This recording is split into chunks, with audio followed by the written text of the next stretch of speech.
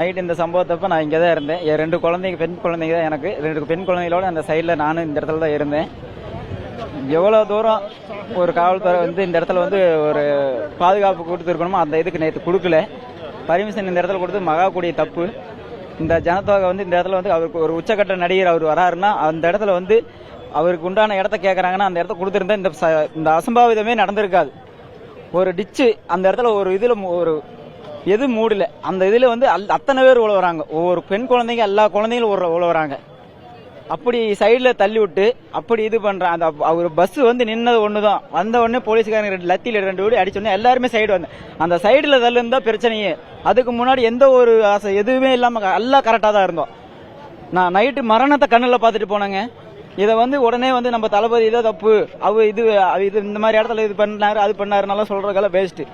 இதை முழுக்க காரணம் இந்த கவர்மெண்ட் தான், இந்த போலீஸ் அதிகாரி தான் இந்த இடத்த சூஸ் பண்ணி கொடுத்தது. அதனால் அவர் உச்சகட்ட நடிகர்னா எல்லாத்துக்குமே தெரியும். கரூர்ல ரசிகர்னா அவருக்கு அதிகம்.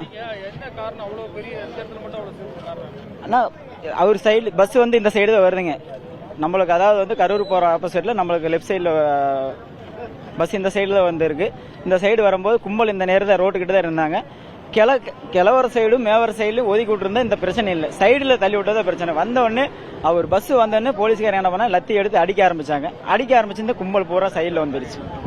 சைடில் வந்ததுதான் பிரச்சனையே. சைடில் வந்து எல்லா ஒன்றும் பண்ண முடியலைங்க. பொம்பளைங்க எல்லாம் மூச்சு விட முடியாமல் அலவுறாங்க. அலற ஒவ்வொருத்தையும் மேலே ஏறுறாங்க. மேலே ஏறணும்னு அந்த சீட் அப்படியே உடையுது. மேலே ஒவ்வொருத்தர் அவங்க உயிரை காப்பாத்திருக்கோசரம் மேலே ஏறாங்க. மேலே ஏற சீட்டு உடைஞ்சு உழவு கீழே குழந்தைங்களை வச்சுட்டு நாங்கள் மேலே இப்படி தாங்கி பிடிக்கிற நிலைமையில் நிற்கிறோம். இந்த மாதிரி இடத்த கொடுக்கலாமா? இப்போ மக்கள் உயிர் 30-35 உயிர் போயிருக்குதுன்னா இந்த உயிர் போனதுக்கு காரணம் யாரு? வந்தவரா இல்லை இங்கே இந்த இடத்த கொடுத்த கவர்மெண்ட்டா? அது கவர்மெண்ட் தான் பதில் சொல்லணும்.